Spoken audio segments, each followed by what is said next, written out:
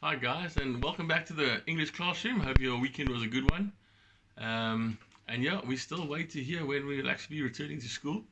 But nonetheless, on with the online teaching, and today we're going to be looking at subject and predicate in English. Now, when you think of subject and predicate, it does sound quite daunting. It's actually a lot easier than the name actually sounds. So let's have a look at it. It's a very short video today, but hopefully it'll be a helpful one. Yeah, so we've got subject and predicate. Now, the first slide says, what is subject?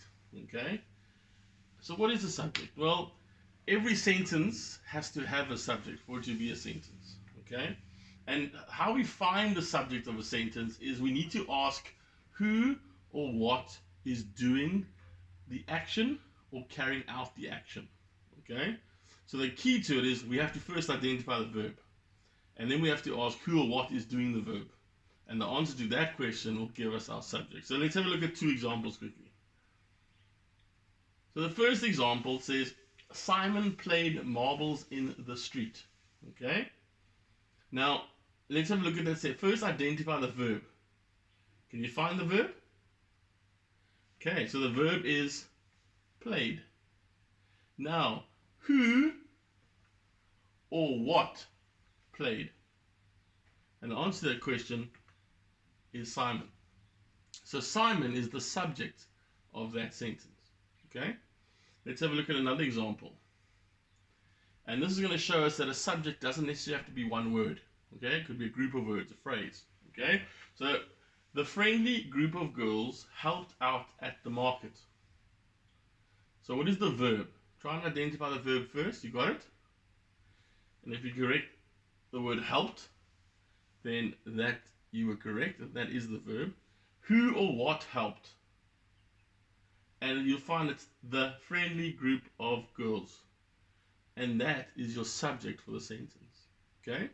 So a quick recap of that slide. To find the subject, you ask who or what did the action or carried out the action. To find the action, you need to identify the verb first. Now, let's have a look at predicate. So what is predicate? Well, the remainder of the sentence, including the verb. So predicate is the remainder of the sentence, including the verb. It has to include the verb, guys. That's important. Okay, so examples, and they're going to be the same examples. Now we know that the verb was played. We also know in that sentence that the subject is Simon. Okay? Now, the remainder of that sentence is going to be your predicate. And can you see it's including the verb? Played forms part of the predicate. It is not the predicate if you haven't included the verb. So it has to include the verb. Next example, again, the same example from the previous page. The friendly group of girls helped out at the market. We know that the friendly group of girls is our subject. So the rest of the sentence, including the verb helped, is our predicate. Not as difficult as the name suggested right at the beginning, is it? Okay. So use this to help you work through a couple of examples. Your task now is to go and complete pages 78 and 79 in your DLS workbook. Okay. And go back to this video and use it if you get stuck. Okay, but it should help explain things and make things a lot clearer. So guys, that's it. I told you it was going to be short today. Stay safe, keep working hard, and I'm sure hopefully see you soon. Bye.